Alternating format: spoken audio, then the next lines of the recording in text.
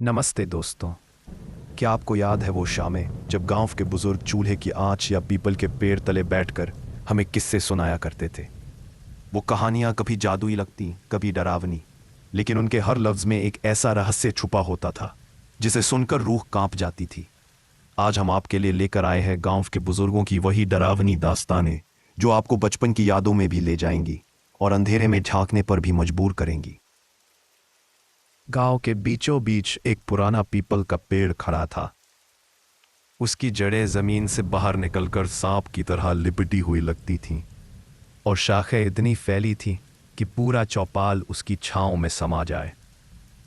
दिन में बच्चे वहां खेलते, बूढ़े बैठकर ताश खेलते और औरतें पानी भरने जाती तो कुछ पल वहीं रुक जाती।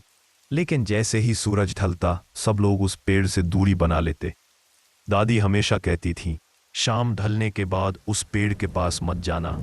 वहां गांव का रक्षक रहता है जो सिर्फ दिन में सोता है और रात में जागता है। लोग इस बात को सुनी सुनाई मानकर हंसते थे। जवान लड़के आपस में चैलेंज करते कि कौन उस पेड़ को रात में छू कर आएगा। लेकिन सच्चाई ये थी कि अब तक जिसने भी अंधेरे के बाद उस पेड़ के पास जाने की कोशिश की थी उसके साथ कुछ न कुछ अनहोनी हुई थी। कोई बुखार में पड़ गया, किसी की आंखें लाल हो गई, किसी का चेहरा सूज गया और एक तो ऐसा भी मामला था जिसमें एक आदमी की मौत हो गई थी। कहते हैं उसका शरीर पेड़ की जड़ में उलझा मिला था, जैसे किसी ने उसे कसकर पकड़कर दबा दिया हो।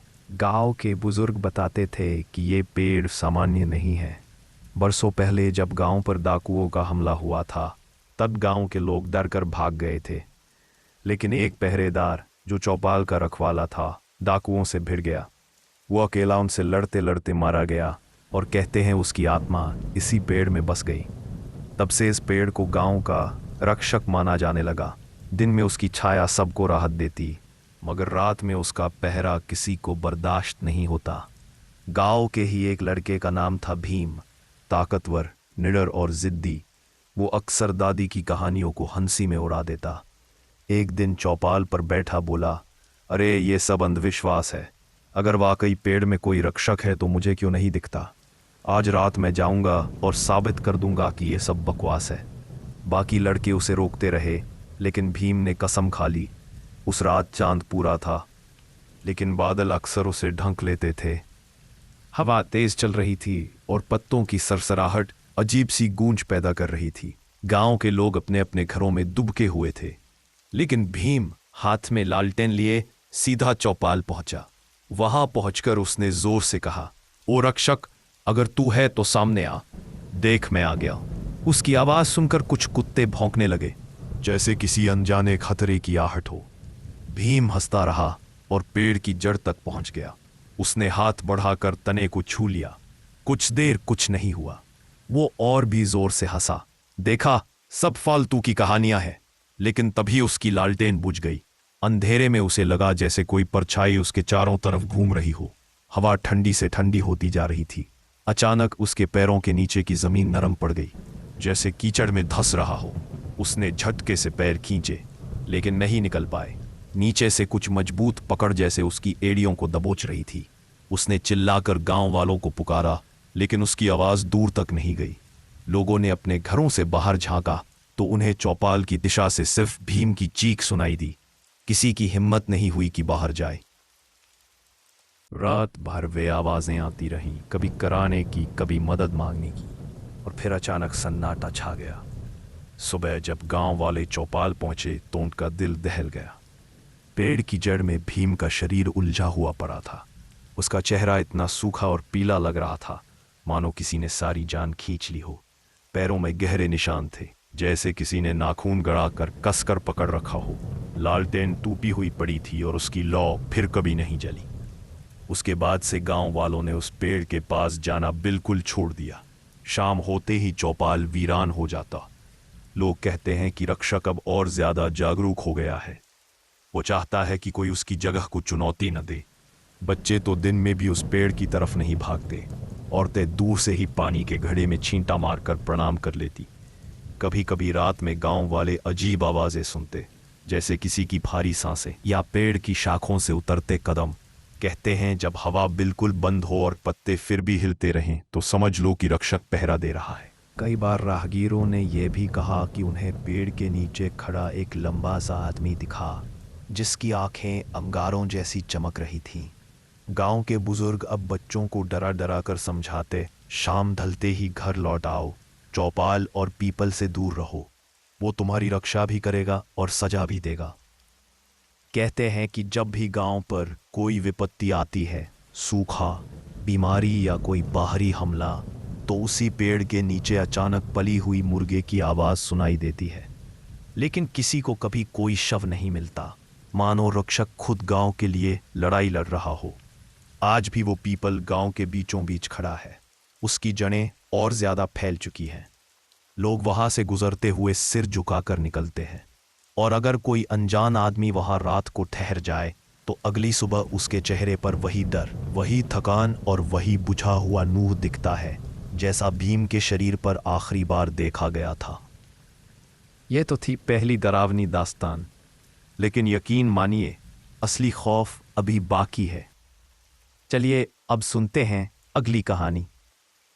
गांव के पश्चिमी छोर पर एक पुरानी हवेली खड़ी थी जिसे लोग चौधरी हवेली के नाम से जानते थे। कभी उस हवेली की शोहरत दूर दूर तक थी, लेकिन अब वहां सिर्फ टूटी दीवारें, उखड़े दरवाजे और सन्नाटा बचा था। लोग कहते थे कि हवेली में आज भी एक लालटेन रात को अपने आप जल उठती है। गांव के बुजुर्ग रमेश काका चौपाल पर बैठकर अक्सर यही किस्सा सुनाते थे, बेटा ये लालटेन चौधरी रामनारायण की आत्मा की है। जिसने भी उसे छूने की कोशिश की वो कभी वापस नहीं लौटा। गांव के बच्चे इसे मजाक मानते और जवान लड़के इसे चुनौती की तरह सुनते। बहुत पुरानी बात थी जब चौधरी रामनारायण इस गांव के सबसे बड़े जमींदार थे। पैसा, जमीन, लोग सब उनके दबदबे में थे, लेकिन उनके लालच की कोई हद नहीं थी। गांव वालों से बेईमानी करके उनकी जमीन हड़प कर वे और अमीर बनते गए। आखिर एक दिन गांव वालों का सब्र टूट गया। पूरे गांव ने मिलकर चौधरी के खिलाफ आवाज उठाई। उस रात चौधरी हवेली की सबसे ऊंची खिड़की में खड़े होकर एक लालटेन जलाए हुए बोले, जो भी मेरे खिलाफ जाएगा उसका खून इन दीवारों में कैद हो जाएगा। ये कहते हुए वे अचानक गायब हो गए। लोग कहते हैं हवेली की दीवारों ने ही उन्हें निगल लिया, मगर उनकी लालटेन उसी रात से जलती रही। सालों बाद गांव के 4 लड़के सुरेश, भोला, जितेंद्र और ललित ने ठान लिया कि वे हवेली का राज खोलेंगे। रमेश काका ने उन्हें बहुत समझाया, बेटा वहां मत जाना, रात की लालटेन सिर्फ डर दिखाने के लिए नहीं है, वो किसी को बांध भी सकती है। लेकिन लड़के हंसते हुए बोले, काका आप पुरानी बातें मानते हैं, हम साबित करेंगे कि वहां कुछ नहीं है। रात गहरी हो चुकी थी। बादलों से घिरा चांद बार बार छुप रहा था और पूरे गांव में सन्नाटा पसरा था। चारों लड़के टॉर्च लेकर हवेली की तरफ बढ़े। जैसे ही वे टूटे दरवाजे से अंदर गए, हवा अचानक ठंडी हो गई। सीलन भरी दीवारों से अजीब सी गंध आ रही थी। टूटे आंगन में कदम रखते ही चमगादड़ ऊपर से उड़कर निकले और सीढ़ियों के पास झाड़ियां हिलने लगी। जितेंद्र ने कांपती आवाज में कहा, देखो ऊपर, खिड़की में रोशनी है। सचमुच ऊपरी कमरे में एक लालटेन जल रही थी, जबकि वहां कोई मौजूद नहीं था। भोला ने दांत बींच कर कहा, आज इसका सच जानना ही होगा। वे चारों कांपते कदमों से सीढ़ियां चढ़ने लगे। हर सीढ़ी जैसे करा रही थी, मानो किसी का बोझ सहन कर रही हो। दरवाजा आधा टूटा था और अंदर वही लालटेन एक खूंटी पर टंगी हुई चमक रही थी। सुरेश, जो सबसे निडर था, आगे बढ़ा और लालटेन पकड़ ली। तभी हवेली की दीवारों से भारी आवाज गूंज उठी, वापस रख दो, ये मेरा है।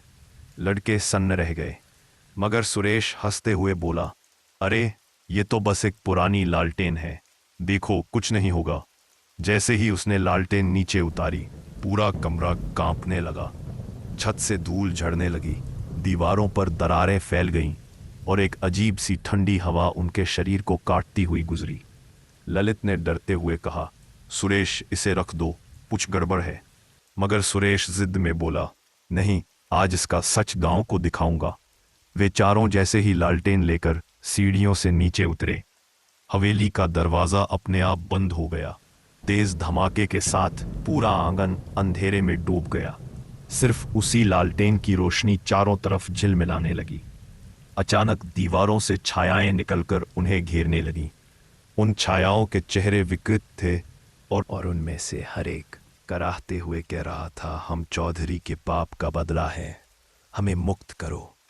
जितेंद्र ने डर कर टॉर्च चलाई, मगर रोशनी जैसे ही छायाओं पर पड़ी वे और पास आ गईं। सुरेश लालटेन को कसकर पकड़कर चिल्लाया, ये सब झूठ है, भूत वूत कुछ नहीं होता। तभी लालटेन की लौ नीली हो गई और उसकी रोशनी से पूरा आंगन आग की तरह चमक उठा। सुरेश की चीख निकली, उसके हाथ में जलन शुरू हो गई, मानो लालटेन खून पी रही हो। भोला और ललित ने उसे छुड़ाने की कोशिश की, लेकिन उनके हाथ भी लालटेन से चिपक गए। जितेंद्र पीछे हटकर चिल्लाया, ये छोड़ दो, नहीं तो हम सब मर जाएंगे। तभी हवेली की दीवारों से वही भारी आवाज फिर गूंजी, लालच ने मुझे निगला था, अब ये तुम्हें निगलेगा। लालटेन अचानक तेज रोशनी देने लगी। चारों लड़के चीखते रहे, लेकिन धीरे धीरे उनकी आवाजें दीवारों में समा गईं। जब दरवाजा अगली सुबह खुला, हवेली फिर से शांत थी। लालटेन फिर उसी खूंटी पर टंगी जल रही थी, जैसे कुछ हुआ ही न हो। अगली सुबह गांव में हलचल मच गई। चारों लड़के कहीं नहीं मिले। लोग खोजते खोजते हवेली तक पहुंचे, लेकिन वहां सिर्फ उनकी टॉर्च और पड़ी हुई चप्पलें पड़ी थी। रमेश काका ने लालटेन को देखते हुए कहा, मैंने समझाया था, ये लालटेन चौधरी की आत्मा नहीं, उसके पापों का बोझ है। जो इसे छुएगा वो उन्हीं दीवारों में कैद हो जाएगा। गांव वालों ने हवेली की तरफ देखना भी छोड़ दिया, लेकिन आज तक जब भी रात गहरी होती है, खिड़की में वही लालटेन जल उठती है। कभी उसकी लौ पीली होती है, कभी नीली। और कुछ लोग कहते हैं कि अगर ध्यान से सुनो तो उसमें से 4 अलग अलग आवाजें आती हैं, जैसे कोई अंदर से मदद के लिए पुकार रहा हो। गांव के बच्चे आज भी रमेश काका से पूछते हैं, काका क्या वो लड़के कभी लौटेंगे? काका सिर्फ इतना कहते हैं, बेटा, जो चौधरी हवेली की लालटेन को छू लेता है वो लौटकर नहीं आता। उसकी चीखें हवेली की दीवारों में ही दब जाती हैं। और फिर रात गहराने पर जब लालटेन की हल्की रोशनी गांव तक झिलमिलाती है, वो लोग खिड़कियां बंद कर लेते हैं, क्योंकि सब जानते हैं कि वो सिर्फ रोशनी नहीं है, बल्कि हवेली की कैद आत्माओं की चेतावनी है। अगर आपको पिछली कहानी ने विचलित किया है तो संभल जाइए, क्योंकि ये अगली घटना और भी गहरी है। गांव के बाहर फैले उस सुनसान खेत का नाम लेते ही लोगों की आंखों में डर उतर आता था। दिन के उजाले में भी वहां कोई ज्यादा देर रुकना पसंद नहीं करता, और रात होते ही तो वो इलाका बिल्कुल वीरान पड़ जाता था। बुजुर्ग अम्मा अक्सर बच्चों को समझाती, अगर आधी रात वो खेत से घंटी की आवाज सुनाई दे तो कभी पीछे मत देखना, बस सीधा चलते रहना, वरना लौटकर कभी घर नहीं पहुंच पाओगे। लोग इसे अंधविश्वास मानकर हंसते, मगर भीतर ही भीतर सब उस चेतावनी को याद रखते। चरवाहा माधो गांव का सीधा साधा नौजवान था। भेड़ बकरियां चराना उसका रोज का काम था। उसे कहानियों, दंत कथाओं पर कभी यकीन नहीं था। वो अम्मा की बातों को अक्सर मजाक में उड़ा देता, अरे भला घंटी की आवाज सुनने से कौन गायब हो सकता है। उसकी गर्दन में हमेशा एक छोटी पीतल की घंटी बंधी रहती थी। उसे लगता था कि इससे जानवर उसे आसानी से पहचान लेंगे और वो कभी अकेला महसूस नहीं करेगा। एक रात आसमान में घने बादल थे, हवा तेज बह रही थी। माधो अपनी भेड़ों को खेत की ओर ले गया ताकि सुबह होते ही उन्हें पास के बाजार ले जा सके। खेत का सन्नाटा और काली रात का डरावना साया चारों तरफ पसरा था। दूर तक सिर्फ मेंढकों की आवाजें और हवा की सरसराहट सुनाई दे रही थी। रात गहराती गई और माधो ने सोचा कि थोड़ी देर वहीं लेटकर आराम कर ले। उसने अपनी लकड़ी की लाठी बगल में रखी और घास पर लेटते ही गहरी नींद में डूब गया। अचानक आधी रात को उसकी आंख खुली। नींद से बोझिल आंखों को उसने मलते हुए चारों ओर देखा। सब शांत था, मगर तभी हवा के झोंके के बीच टुन टुन टुन जैसी घंटी की आवाज आई। पहले तो उसे लगा कि उसकी अपनी गर्दन की घंटी बज रही है। उसने हाथ बढ़ाकर घंटी को थामा, लेकिन वो चुप थी। आवाज साफ साफ सामने वाले खेत की मेड़ से आ रही थी। जिज्ञासा उसके दिल में जागी। अम्मा की बातें उसके दिमाग में गूंज उठी। मगर उसने हंसते हुए खुद से कहा, यह सब दकियानूसी बातें हैं, मुझे सच्चाई पता करनी होगी। उसने उठकर लाठी संभाली और धीरे धीरे उस आवाज की दिशा में बढ़ने लगा। हवा और तेज हुई, अंधेरा और घना, और हर कुछ कदम पर वही टुन टुन टुन की आवाज साफ होती जाती। जब वो मेड़ के करीब पहुंचा तो उसकी सांस थम गई। वहां कोई इंसान नहीं था, लेकिन मिट्टी पर साफ साफ पैरों के गहरे निशान बने थे जो खेत के अंदर की ओर जाते थे, और हर निशान के साथ साथ घंटी की आवाज भी गूंजती रहती। माधो अब डर और हैरत के बीच फंस चुका था, फिर भी उसने हिम्मत करके कदम आगे बढ़ाए। जैसे जैसे वो खेत के भीतर गया, उसे लगा कि सन्नाटा टूट रहा है। कानों में किसी के मवेशियों की आवाजें गूंज रही थीं, जैसे ढेर सारी भेड़ें हाँक कर कोई चला रहा हो, लेकिन चारों तरफ खालीपन था, बस हवा और अंधेरा। अचानक उसने अपनी गर्दन भारी होते हुए महसूस की। इसने हाथ डाला तो पाया कि उसकी घंटी अपने आप तेजी से हिल रही है, जबकि हवा बिल्कुल थम चुकी थी। अचानक उसके पीछे से वही आवाज आई, मगर इस बार इतनी नजदीक कि उसकी रूह कांप उठी। तूम तूम तूम, और इसके साथ किसी के धीमे कदमों की आहट भी। माधो का गला सूख गया। उसे अम्मा की चेतावनी याद आई, पीछे मत देखना। उसने कदम तेज किए, लेकिन आवाज और पास आती गई। उसके कानों के बिल्कुल पास वो घंटी जैसे बज रही थी। अब उसका डर क्यूरियोसिटी में बदल गया। उसने सोचा, आखिर देखूं तो सही, ये है कौन। उसी क्षण उसने पीछे मुड़कर देखा।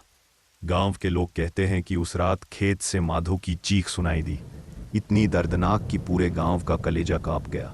लेकिन जब लोग सुबह खोजने निकले तो खेत की मेड़ पर उसकी लाठी और उसकी गर्दन की घंटी पड़ी थी। भेड़ें तो वहीं मिल गईं, मगर माधो का कोई निशान नहीं। उसके बाद से जब भी तेज हवा चलती है, लोग कहते हैं खेत से वही तून तून तून की आवाज आती है। कोई कोई कसम खाकर कहता है कि उसने खेत की मेड़ पर धुंधले साए देखे हैं। एक चरवाहा जिसके गले में घंटी है और जिसकी आंखें खाली गड्ढों जैसी दिखती हैं। बच्चे अब उस खेत के पास खेलते नहीं, और बड़े लोग अंधेरा होते ही उस रास्ते से दूर निकल जाते हैं। बुजुर्ग अम्मा और भी सख्त आवाज में कहती हैं, जिसने भी पीछे मुड़कर देखा वो खेत का हिस्सा बन गया। माधो अब भेड़ों के साथ नहीं, बल्कि उस खेत की आत्माओं के साथ भटकता है, और उसकी घंटी आज भी हमें चेतावनी देती है। गांव के लोग आज भी उस खेत के पास से गुजरते समय अपने कान बंद कर लेते हैं, ताकि गलती से भी वो आवाज न सुन लें। कहते हैं कि अगर कभी आधी रात को खेत से टुन टुन टुन की ध्वनि सुनाई दे, तो समझ लेना कि कोई और जिज्ञासु आत्मा उस अभिशप्त जमीन में समा गई है।